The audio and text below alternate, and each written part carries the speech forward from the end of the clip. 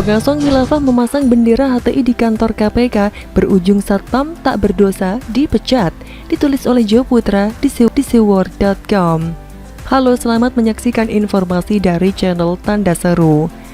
Sedang ramainya perbincangan dan pemberitaan mengenai pemecatan 57 pegawai KPK yang tidak lolos TWK di akhir bulan September. Publik dikejutkan dengan munculnya seorang pegawai KPK yang pernah dipecat menuliskan surat terbuka ke pemerintah. Iwan Ismail, seorang mantan satuan pengaman atau satpam KPK dengan status pegawai tidak tetap, berbagi keluhannya melalui akun media sosial Facebook dengan nama Kang Iwan Ismail. Sebagai informasi, Iwan Ismail adalah seorang anggota Banser NU. Saat itu Iwan yang sedang bertugas pada tahun 2019 silam mengaku dirinya dipecat gara-gara mengambil foto bendera HTI di atas meja dari salah satu pegawai KPK. Foto tersebut kemudian dibagikan ke WhatsApp grup GP Ansor Bandung untuk didiskusikan karena pada saat itu ramai pemberitaan terkait tudingan bahwa KPK disusupi kelompok yang dinamakan polisi Taliban. Sial bagi Iwan, setelah melakukan aksi itu yang akhirnya menjadi viral, berakhir dengan pemecatan dirinya. Setelah pemecatan, ia mengaku selama ini hanya diam dan tidak menuntut, meskipun keputusan yang menurut dirinya tidak adil. Oleh sebab itu, Iwan kini menyampaikan kegundahannya terkait pemecatan melalui surat terbuka ke beberapa lembaga dan institusi pemerintah, termasuk Presiden Jokowi. Dalam surat itu, Iwan menyampaikan mengenai ketidakadilan yang menimpa dirinya. Iwan merasakan bahwa tindakan mengambil foto bendera mirip HTI 2 tahun lalu merupakan langkah sebagai warga negara yang mencintai NKRI. Namun sangat disayangkan, langkah itu dianggap sebagai pelanggaran etik berat sampai akhirnya dia diberhentikan dari pekerjaannya. Nah, dari cerita Iwan Ismail di atas kita bisa menyimpulkan bahwa internal KPK pada masa itu benar-benar diisi oleh kaum pengasong khilafah. Dalam pikiran saya, Iwan berada dalam kondisi serba salah ketika itu. Mungkin sebagian masyarakat akan menyalahkan Iwan karena tidak langsung mengadukan kepada atasannya maupun pengawas internal. Apabila tidak ada tanggapan dari mereka, barulah bisa membagikan foto tersebut di luar internal KPK. Namun bagi sebagian masyarakat mungkin langkah Iwan sudah tepat karena sudah rahasia umum bahwa KPK telah terkontaminasi oleh paham radikal. Sebagai salah satu contoh adalah sosok mantan penasihat KPK, Abdullah Hehamahua, yang pernah dikabarkan menolak Pancasila. Jadi jika Iwan memberanikan diri untuk melapor ke atasannya, hal yang terjadi terhadap dirinya akan dibenci oleh komunitas pegawai KPK yang berpaham radikal. Dan bisa saja Iwan akan dikucilkan, yang akhirnya membuat dirinya tidak betah untuk bekerja. Bagi saya ini seperti makan buah si malakama, melapor ke internal akan dimusuhi dan berujung kerja tidak nyaman, sementara jika tidak dilaporkan maka pegawai KPK yang berafiliasi dengan HTI akan merajalela di lembaga anti rasuah tersebut. Ini seharusnya menjadi catatan para oposan yang selama ini sering meneriakan isu kebangkitan komunis. Mereka lupa bahwa bahaya yang paling dekat di mata kita akhir-akhir ini ialah bahaya laten HTI dan FPI. Kedua ormas ini sama bahayanya dengan PKI karena sama-sama dilarang oleh pemerintah dengan segala bentuk kegiatannya. Sudah seharusnya apabila pihak oposan masih mencintai negara ini juga meneriakan hal yang sama untuk mewaspadai kebangkitan PKI dan bahaya laten khilafah. Tetapi jangan berharap banyak karena kita tahu bahwa kaum oposan adalah kawan abadi bagi kaum pengasong khilafah. Saya berharap dengan surat terbuka Iwan Ismail menjadi pertimbangan pemerintah untuk menerima kembali dirinya untuk bekerja di KPK.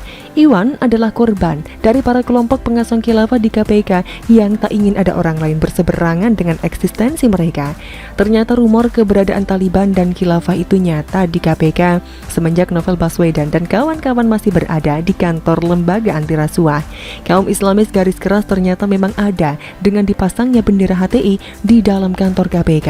Tidak mengherankan kalau Novel dan sebagian kawan lainnya tidak lolos TWK karena tidak menguasai wawasan kebangsaan secara menyeluruh.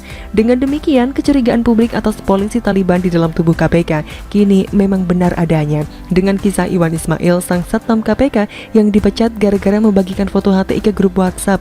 Padahal menurut saya, apa salahnya menyebarkan foto tersebut jika memang KPK bersih dari pengaruh kaum pengasong khilafah?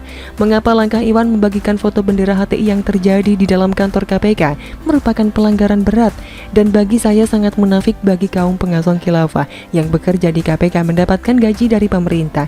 Mereka makan dan hidup di Indonesia, tetapi mengharamkan bendera bangsanya untuk dihormati. Sementara memasang bendera dengan simbol tauhid sangat diagung-agungkan.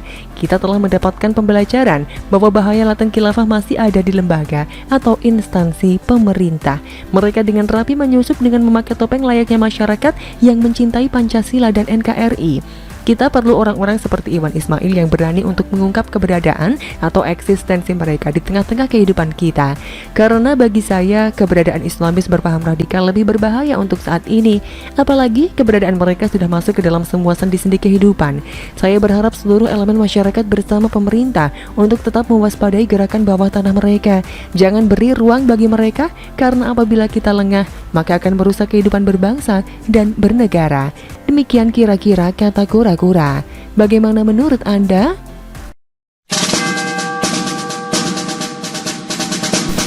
Mahfud MD versus Yusril, ditulis oleh adindisiworld.com. Selamat datang di channel Tanda Seru.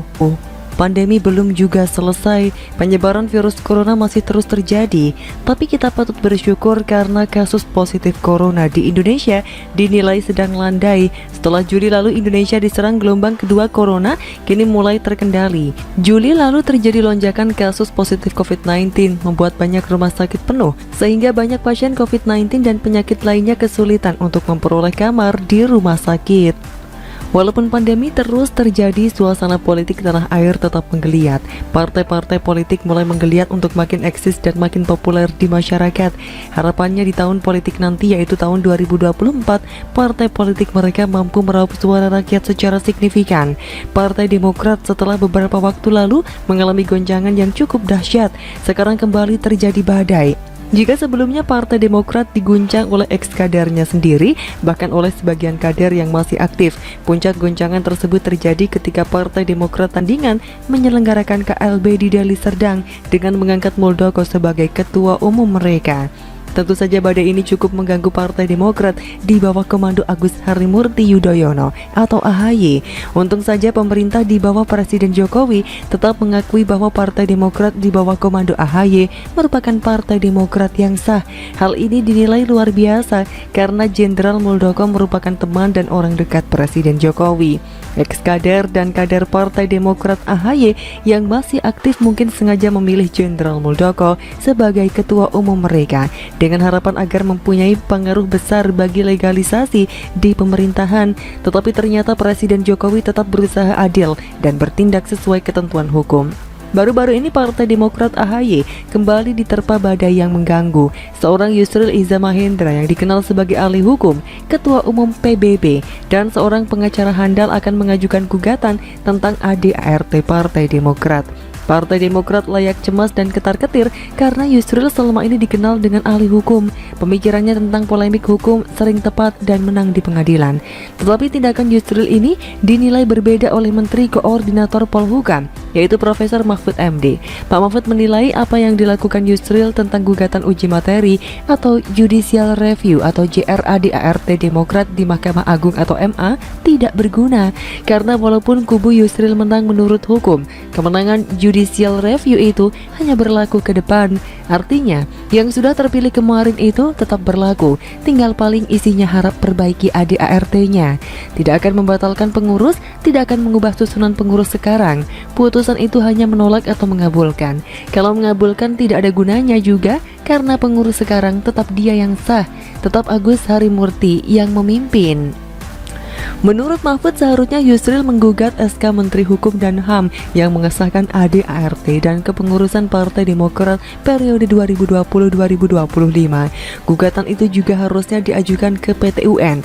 Nah, kira-kira manakah yang benar? Apakah Mahfud MD atau Yusril? Hanya waktu yang bisa menjawab.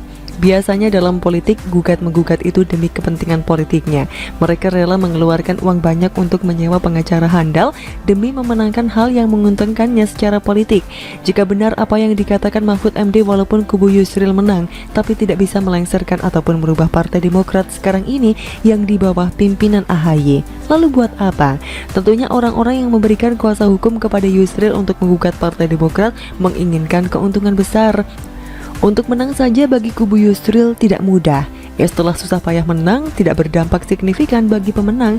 Setelah Mahfud MD menyampaikan pendapatnya tentang gugatan yang dilakukan Yusril, bukan tidak mungkin pihak yang menyewa Yusril berpikir ulang, bahkan bisa saja mengurungkan niatnya untuk menggugat Partai Demokrat via ADART-nya. Mahfud MD selama ini dikenal seorang yang cerdas dan pendapatnya tentang hukum sangat diapresiasi banyak pihak. Penjelasannya yang penuh ilmu dan sangat logis membuat orang awam pun bisa mengerti. Bagi kita sebagai masyarakat termasuk saya, daripada gugat-menggugat yang malah membuat keruh suasana dan menghabiskan uang yang tidak sedikit, lebih baik energi dan uang tersebut digunakan langsung untuk kepentingan masyarakat, untuk membangun jalan misalnya. Pasti mantap. Begitu saja sih. Bagaimana menurut Anda?